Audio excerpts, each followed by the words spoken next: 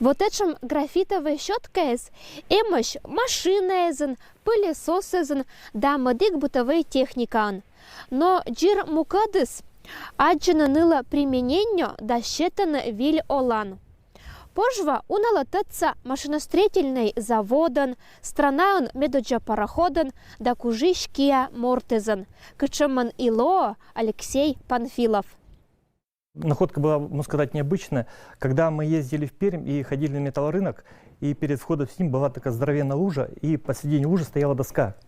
И люди, чтобы зайти и не замочить ноги, просто вставали на эту доску и перепрыгивали. И когда мы подошли, оказалось, что это икона. Я еще когда своим показал, смотрите, икона лежит, они не поняли, ну как, откуда здесь икона в луже может быть.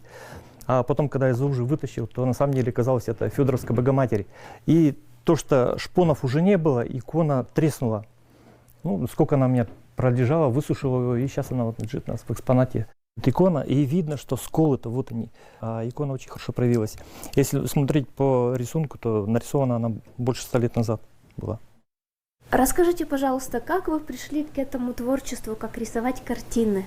Ну, рисовать я вообще-то начал с детства, и, как говорится, всю школу даже и было в редколлегии. Когда уже пошел на службу, то и там сколько дембельских альбомов перерисовал. Уже когда сюда пришел на работу, как говорится, то в первую очередь нашел в столе баночку с тушью. И начал рисовать вот эти кисточки тоже пером. У меня тоже много картинок есть вот эти нарисованные тушью. Когда начал просто рисовать на этой бумаге, грифель ложится очень плохо, и картинки получаются блеклые. Ну и тогда выработал свою систему, чтобы рисовать было лучше.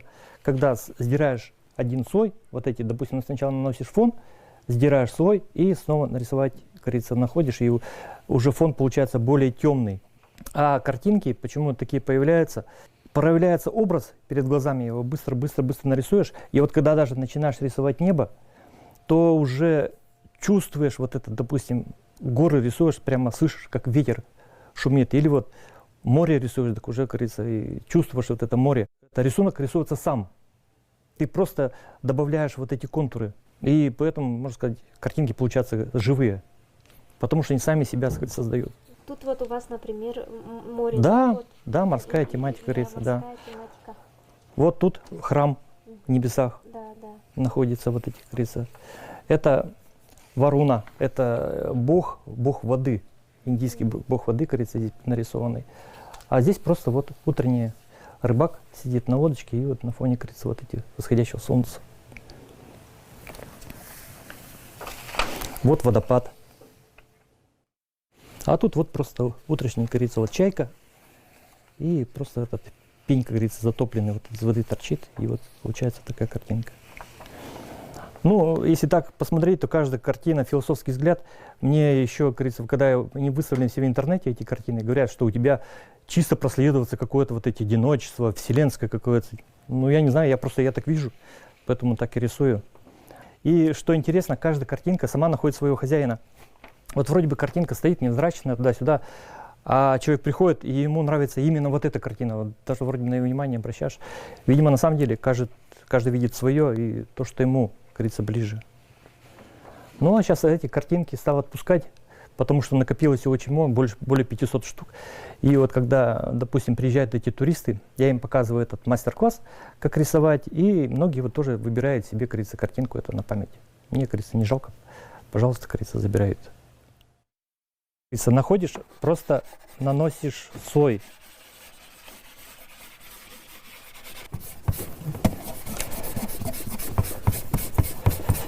Так. И вот уже сейчас можно, вон сразу видно, что он это другими, как говорится, уже ложится слой. Более темный. Чтобы если вести, как говорится, жизнь, можно вон эту птицу, как говорится, нарисовать. Вот смотрите, уже какая-то картинка проявилась. Для дальнейшей обработки, как говорится, добавить что-то, фон, где-то тень, где-то, допустим, можно отражение, а рисуется очень быстро, буквально за 5 минут. Как раз вот именно, что вдохновение, как говорится, появляется, ты хочешь его сразу, как сделать фотографический снимок, и раз нарисуешь, а что рисовать, оно само проявляется. Очень удивлена талантом Алексея Борисовича вот, по написанию картин вот этими щеточками. И сейчас прошел мастер-класс, я сама видела, как это все происходит. И кажется, на самом деле, на первый взгляд, что это очень просто, действительно просто, но, наверное, надо какое-то иметь от души, чтобы шло. Что это не просто так, не каждому дано, а идет из души, откуда-то из глубины. И лодка здесь, и озеро, и лес, и горы, все вместе. Этот человек, он удивительный, и не только вот в написании картин, а проводит постоянно здесь экскурсии. Очень интересно. Все музей ценят, во-первых, от того, какой экскурсовод в музее. И вообще он у нас, как сейчас, самый главный экскурсовод и историк поселка Пожва. В первую очередь, говорится, что нам нужно для рисования, это лист бумаги и щетки. Щетки это идут контактные, они идут и в генераторы. И кто занимается автомобилями, знает, что это такое. Например, подобные щетки идут и в кофейниках, и в пылесосах, везде угодно. Но чем они интересны? Они отличаются по твердости. Более мягкой щеткой рисовать более удобно.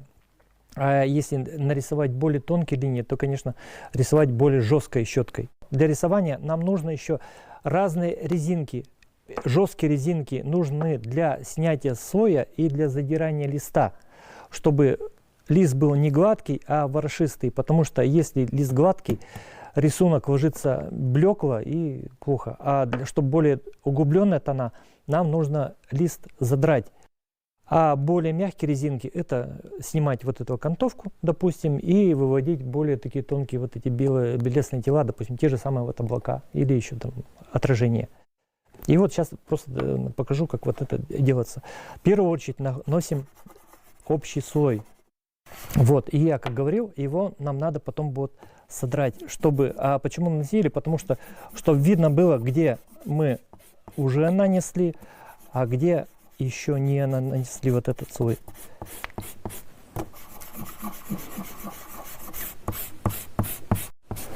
То есть у вас изначально нету задумки? Нет, не задумки, она проявляется по сути процесса. Вот видите, уже появляется то, что рисунок уйдет более углубленный, как говорится. Если рисовать безоблачное небо, надо немножко по-другому, как говорится, делать. И тут уже заглаживание начинается, допустим, чтобы проявления у нас вот эти, как говорится, облака были, еще что-то такое. И вот эти все полоски, чтобы уводились. Карандашом рисовать очень долго, а пока рисуешь карандашом, весь настрой может, как говорится, уйти и появиться, как говорится, другое. И вот здесь, допустим, можем сейчас этого, как говорится, вот нарисовать вот этого шерпа, здесь поставить, вот.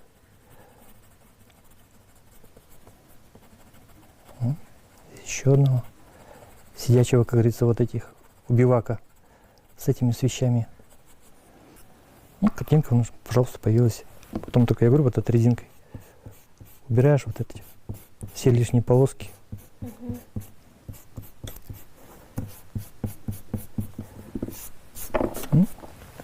Вокруг, и, пожалуйста, картинка готова. Можете сами попробовать. Так вот, пожалуйста, вот этот листик. Вот. Щетка, вот она. Вот эту щетку. Да, сначала верхний слой наносить полностью. Верхний слой. Вот так прямо. Да. Можно боком, Можно боком. потому что, чтобы, да, быстрее, чтобы, допустим, да. С широкой стороны. Да. Всё, поняла. Так? Угу. Да. Тут главное нам слой снять нужно. А это, чтобы видно было, что мы снимаем, что мы оставляем. Но тут нужна так-то сила, вот, чтобы... Ну да, потому что бумага должна задраться. Получается картинка в стиле то, что вот ветреная погода. И вот проявление уже, вот она идет вон. Ага.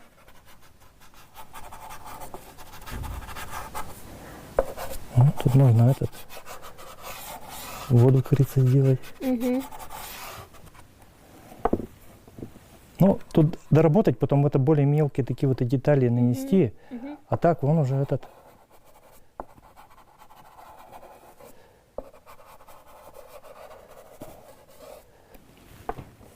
Ну, как проявляться, да ведь? Да, интересно получилось. Потом с помощью резинки добавить отражение. И теперь рисовать, и шикарная картинка получится. Угу. И вот она вот просто сама уже начала проявляться, вот эта картинка. Один басок пет из картины. Вот эта картина мне Алексей Панфиловский рисует им чожа. Вид минута ггр. И еще когда с этим нем абу, а петен это ашама да бычам щерпасез.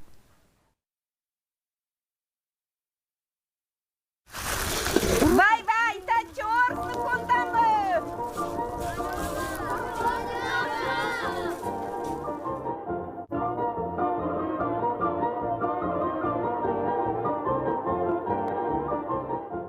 Мортис нети куджанола, ужас я еще чищна, шивна, йоктина, орсна. Ваш орсанный сколасищ мяла тыца щиг. Сылыш кажмата, материалы для описания быта пермяков небоган, когда 1860 годы пет из Москвы Николай Абрамович Рогов.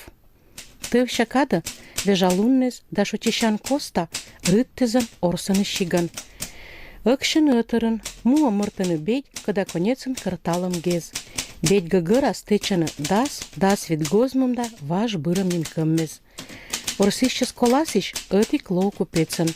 Мыддес бошташищез. Готовыш?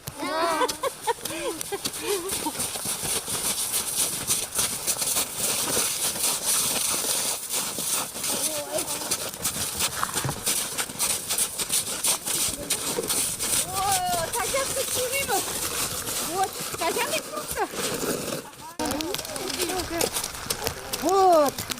Что круг керим, нинком местечим? Он урсам? Урсам. Ох ты ма, это челядь миян шиг. Ты жертвите, солачери. Когда вот, уже? Да, когда дух шалом они. Вот на кокинце духа чериса, что я бы. Вот да, бы час.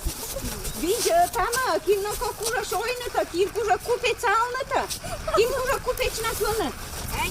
Вот, час пон дылама. Этим же ходи султана. Час кошам галевайся.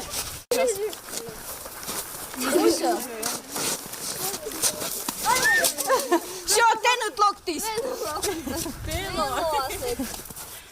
Купецус откинас вича гес помберда, да котраща бедь гагырат. Сылан мог не лечно вышавны нинкаммеса. Это же када, керем кыч дынын котращаным бошташищез. Мыла кола чуж емын кеткет нинкамса кыч сая. Купецус старайча кинас или кокнас павкетчины бошташищез берда. Если нинкамес куйланы шакычас, а купецус вермис павкетчины бошташищез берда, то сыкат вещины места изнанас. А вот если нинкамес кыча сабуни, то умоля виджатен понда купецус лаковщас вештычны. Сыла кола которкна бошташищез коласат, кадна сие пондасы той лавны мышкас. Или же чечавну эти кок вылын кычас кужа. Ну давай. Вот так, уже чечала.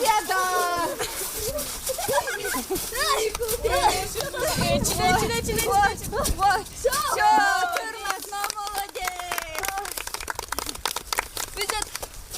Купецус мужьям бырын, нинкаммеса велись чукартаны бедь дынас.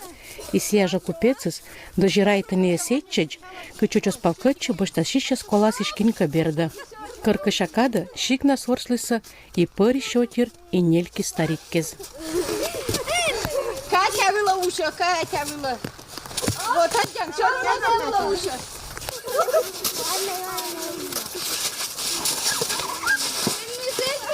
Ой, Ой, чё ж. Давайте! Я завязала, давайте!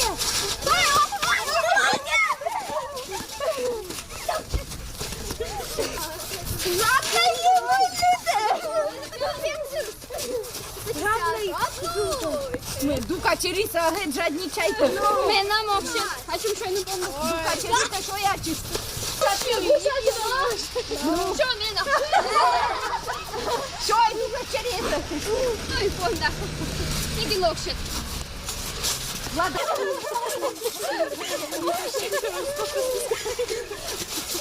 Міуна! Що?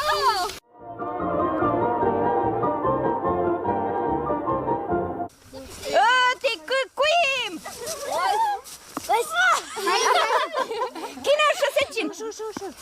Куткина. Сечин последний скин. Ну еще. Скин последний. Алена с хитрой. Василиса, ты последняя. Сулин.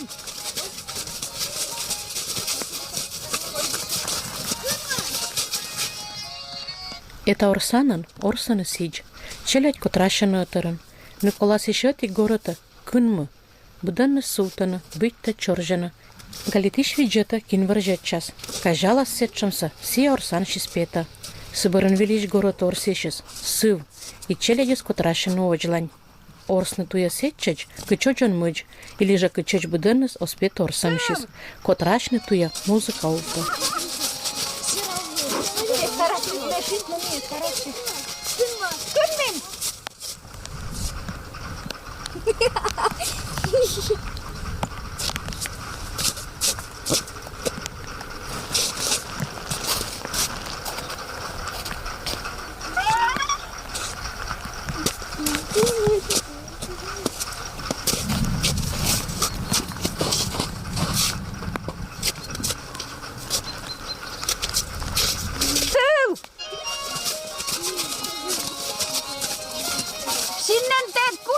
А то прям сильно, а то все равно идет, ну хитрая ты. Кунма.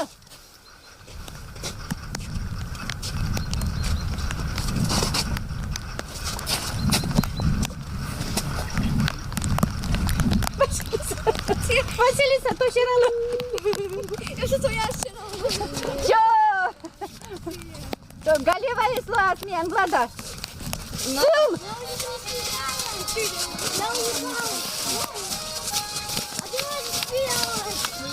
Кунма.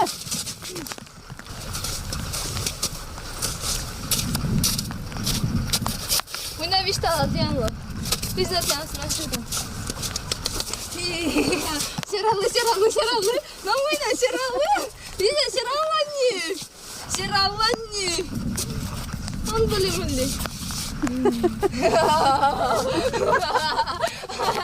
Сералы забанды. Алена, ты. Сералани. Сералы, вот це важнее сералы. Сирала, Анджана. Вот и кому А ты где? Сералани. Буду я сниматься.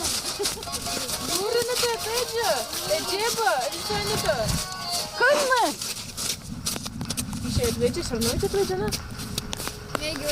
Вот заборочись. Всё, малыжаки, какой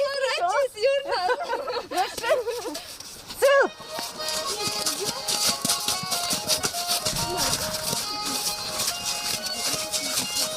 Кунма. Это ж мама, cine la turătan. Идет так вчера. Вот это модикаешь ковшан. Это важнее сералы. Важен, ну. Вообще чинукалась. Ты стараться. Танцуй там. Все. Опять берготен ези вържавче. Аджаначе берготан, те серден берготан. Статуя.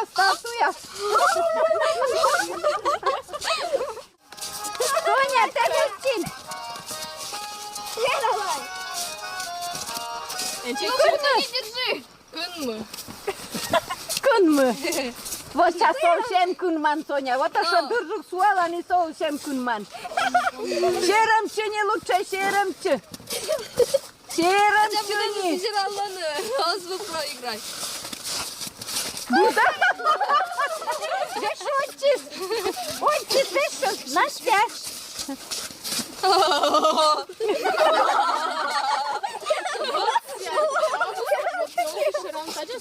Не смешно. Не могу. Не могу. Горзу час пондать. Горзу там час. Вы там нас не смешите, оно. Билеты на такого